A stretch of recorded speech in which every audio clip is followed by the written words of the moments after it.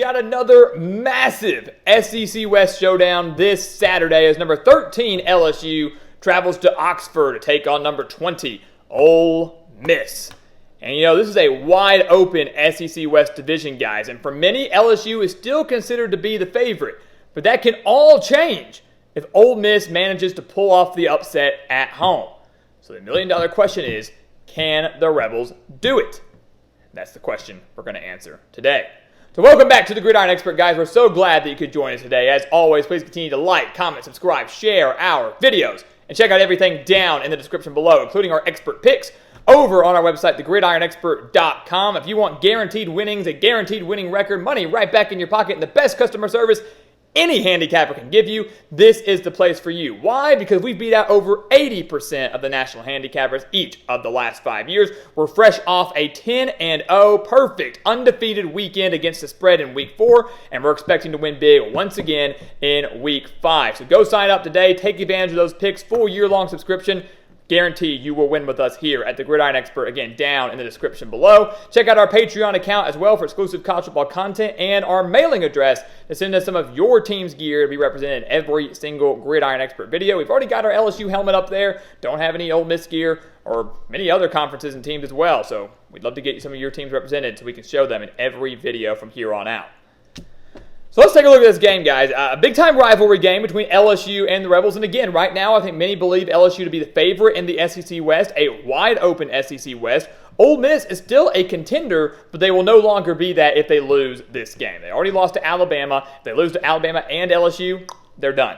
They are out of contention. They need this win to keep those title hopes alive. And you look at what happened last year, right? 2022 was a massive game. Ole Miss was killing it. They were a top 10 team. Things were looking great. They jumped out to a 14-3 lead in Death Valley. They were leading 14-3 after one quarter. And then LSU proceeded to outscore them 42-6 the rest of the way to win 45-20. And then Ole Miss's season kind of spiraled out of control. And they won, one more game the rest of the year after that? It was not the game that Ole Miss needed. And I know they would love to bounce back at home, kind of get revenge over the Tigers at home.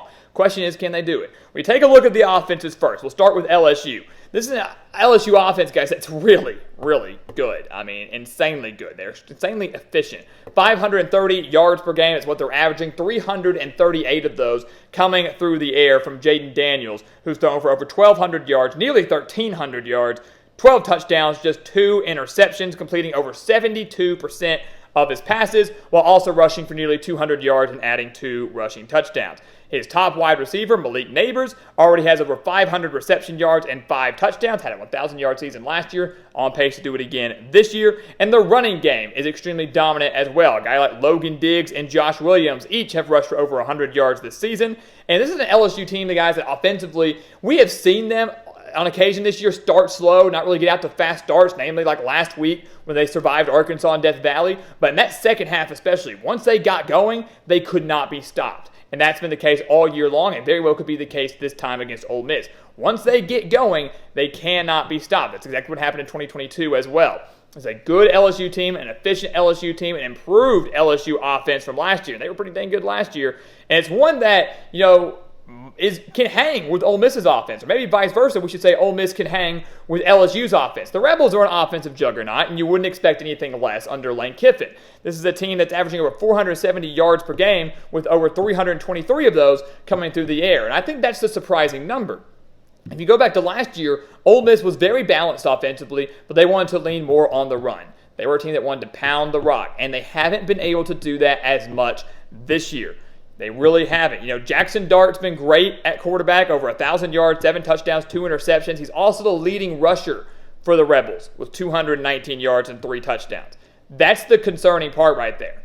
Your quarterback, who, yes, has dual threat capabilities, but is not a true dual threat. He's no Cam Newton, anything like that, is your leading rusher. When you have one of the better running backs in the SEC in Quinshon Judkins, who, yes, we know has been banged up a little bit this year, but has not performed anywhere like we thought he would. I mean, this is a guy that only has 201 yards on the year, 4 touchdowns. His longest rush this year is just 14 yards.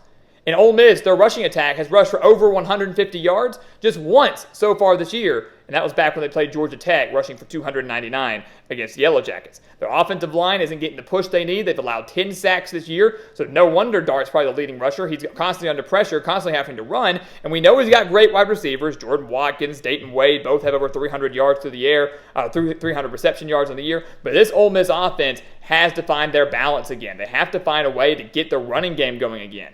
And unfortunately for them, I don't know if they're going to get it going against this very stiff LSU defense. Take a look at the Tigers.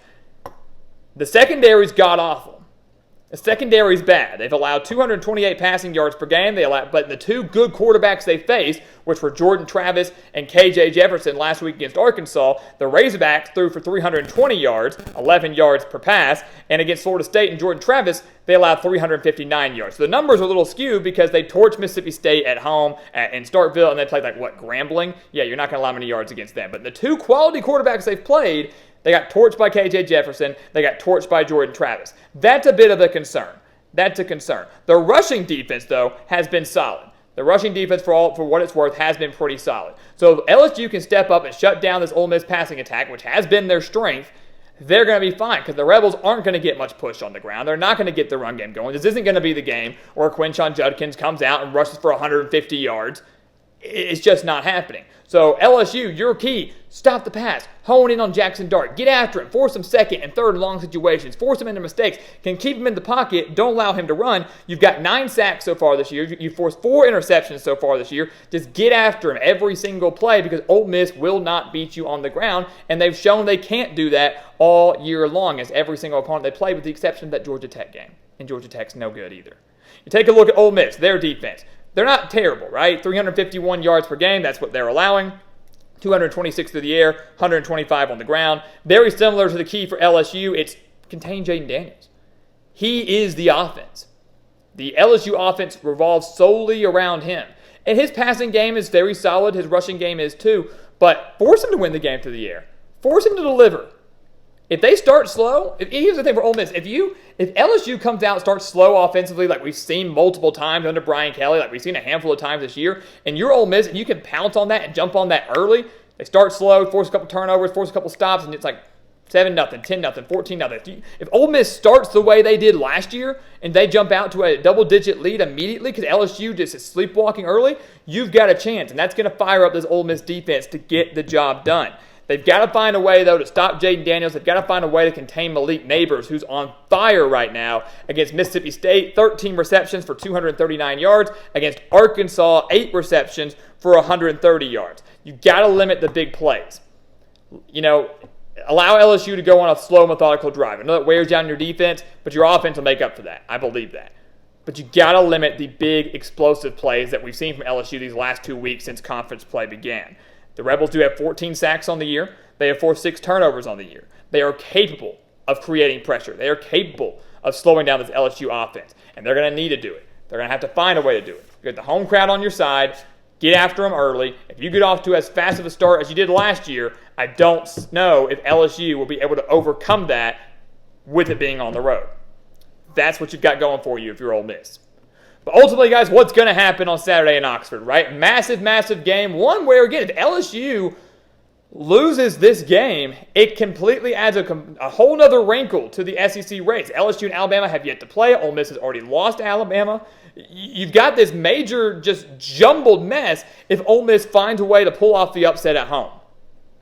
But I don't think they will. As much as I love chaos and as much as I love to see these conference races get all muddied up, I don't think LSU loses in Oxford. To me, they are the better team on both sides of the ball. They can overcome the road in Oxford. They can overcome Vaught Hemingway Stadium. This is a tough call. It's a very tough game to pick, but I lean LSU. I think they're starting to find their groove offensively. I've seen it the last couple of weeks. The defense is absolutely no joke, and with Ole Miss practically being one-dimensional right now, the run game really not being much of a factor, it concerns me for the Rebels and their offensive success, just like we saw last week when they only mustered 10 points against Alabama and really got annihilated those final 3 quarters of the game. I like LSU to get this win on the road and to remain the favorite in the SEC West, but there's an opportunity and a chance that might not be the case for long with the way this season is going. So there you go, guys. We're taking LSU to taking LSU to defeat Ole Miss in what really is a toss-up game on Saturday afternoon, but the Tigers prevail in Oxford. Once again, as always, please continue to like, comment, subscribe, share our videos. Check out everything down in the description below, including our expert picks over on our website, thegridironexpert.com. Again, guaranteed winnings right over there. You do not want to miss out on some of the best spread picks in the entire country. And once again, guys, as always, thank you so much for watching, and we'll see you next time right here on the Gridiron Expert.